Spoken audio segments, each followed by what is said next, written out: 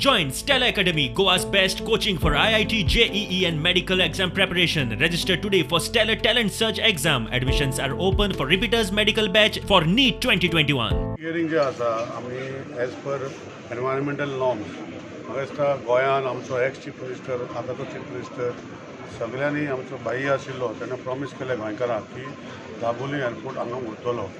ओपा जरी जालो जाल्यार दाबोली उरपाक जाय आनी हेजे मदल्यान हे एक्सपान्शन प्रोग्राम जो आसा ओल्ड टर्मिनल मोडलेले थंय न्यू टर्मिनल बांदतात. So as per the requirement of environment we have to do the public hearing.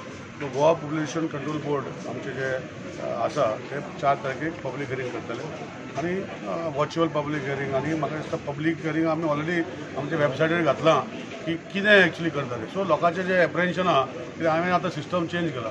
हांवें सांगलां की पयलीं थंय गर्दी करपाक जें आमचें घालता तें आमी लोकांक दाखोवपाक जाय. We are in need of expansion of this terminal.